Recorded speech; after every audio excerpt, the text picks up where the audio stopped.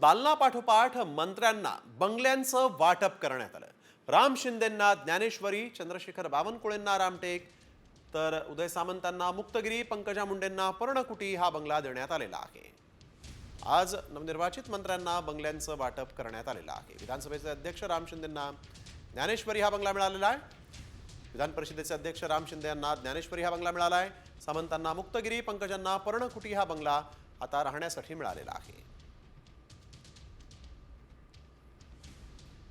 तर कोणत्या मंत्र्याला कोणता बंगला मिळाला आहे ते आपण बघतोय। देवेंद्र फडणवीस सागरवर राहत आहेत। रामटेकमध्ये चंद्रशेखर बावनकुळे, सिंहगडमध्ये चंद्रकांत पाटील, रॉयल स्टोनमध्ये राधाकृष्ण विखे पाटील, पर्णकुटीमध्ये पंकजा मुंडे यांचं आता वास्तव्य असेल।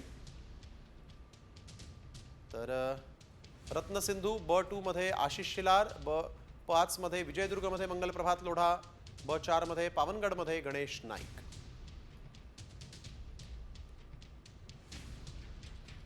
चित्रकूटमध्ये जयकुमार रावल, शिवगडमध्ये अतुल सावे, लोहगडमध्ये अशोक उईके, तर पन्हाळगडमध्ये शिवेंद्रराजे भोसले, प्रचितीगडमध्ये जयकुमार गोरे,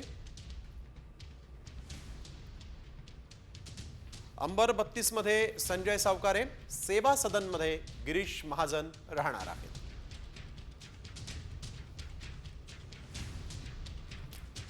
शिंदेगडाच्या मंत्र्यांनाही बंगल्यांचं वाटप झालेलं आहे।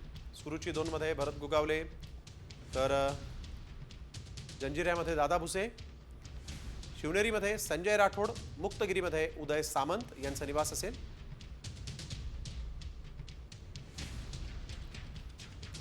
मेघदूतमध्ये शंभूराज देसाई, अंबरमध्ये संजय शिरसाट, तर अवंतीमध्ये प्रताप सरनाईक।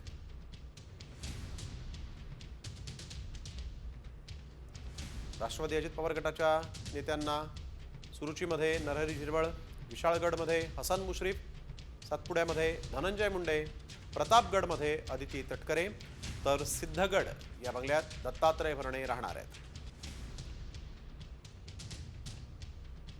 माणिकराव कोकाटे यांना अंबर 27, तर मकरंद पाटील यांना सुरुची 3 हा बंगला आता अलॉट झालेला आहे।